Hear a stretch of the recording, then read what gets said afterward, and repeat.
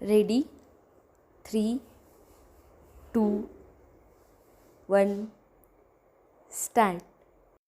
परिच्छेद अ. व्यवसाय हा आर्थिक कृतीचा एक महत्त्वाचा प्रकार होय.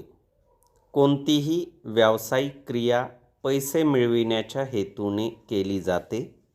व्यवसायामध्ये मालाचे किंवा सेवांचे उत्पादन आणि वितरण करणे अंतर्भूत असते.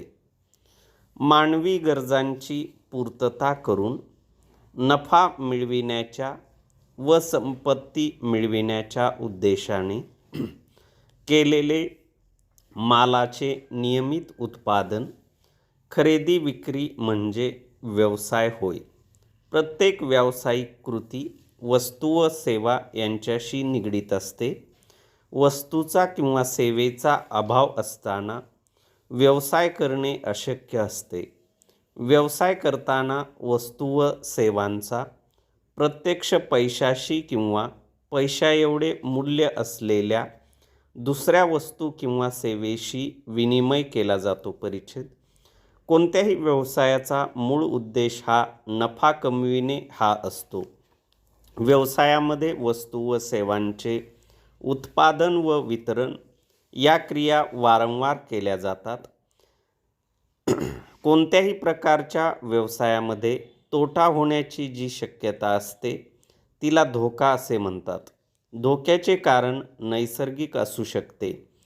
व्यवसाय हा नेहमीच नफ्याच्या उद्देशाने सुरू केला जातो, तरीही धोक्याची शक्यता असते. कोणताही व्यवसाय जोखीममुक्त असू शकत नाही. धोक्याची तीव्रता कमी जास्त असू शकते, परंतु तो पूर्णपणे टाळणे अशक्य असते. कारण व्यवसायामध्ये अनेक गोष्टी अशा असतात ज्यावर व्यावसायिकाचा अजिबात ताबा नसतो. उदाहरणार्थ बदलणाऱ्या फॅशन्स, बाजारातील स्पर्धा इत्यादी. परिच्छेद. आधुनिक व्यवसायाच्या भोवतालची परिस्थिती सतत बदलत असते. सरकारी धोरणं, ग्राहकांची आवडनिवड, तंत्रज्ञान या गोष्टी सतत व वेगाने बदलत असतात. त्यामुळे व्यवसाय करण्याच्या पद्धती व धोरणेही बदलावी लागतात. एखाद्या व्यावसायिक संस्थेच्या स्वतःमध्ये आवश्यकतेनुसार बदल करण्याच्या क्षमतेला बदल करण्याची क्षमता असे म्हणतात. तुलनेने पूर्वीच्या व्यवसायापेक्षा सध्याच्या काळातले व्यवसाय हे अतिशय मोठ्या प्रमाणावर केले जातात. वाहतुकीच्या व दळणवळणाच्या साधनांकडे झालेल्या प्रगतीमुळे सध्याचा व्यवसाय सीमापार पोचलेला दिसतो. उत्पादन व वितरण या दोन्ही क्रिया मोठ्या प्रमाणावर पार पाडल्या जातात. परिच्छेद. दिवसेंदिवस स्पर्धा तीव्र होताना दिसते.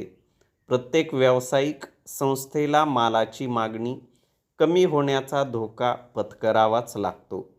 म्हणून बऱ्याचशा कंपन्या एकाच वेळी अनेक प्रकारच्या वस्तूंचे उत्पादन करतात. त्यामुळे जरी एखाद्या वस्तूची मागणी कमी झाली तरी मागणी असलेली दुसरी वस्तू विकून कंपनी फायद्यात राहू शकते. अलीकडील काळात कोणताही व्यवसाय मोठ्या प्रमाणावर केला जातो त्यामध्ये भांडवल देखील मोठ्या प्रमाणावर गुंतविले जाते. असा व्यवसाय कशा पद्धतीने केला जातो यावर ग्राहकांचे, कर्मचाऱ्यांचे, गुंतवणूकदारांचे भवितव्य अवलंबून असते.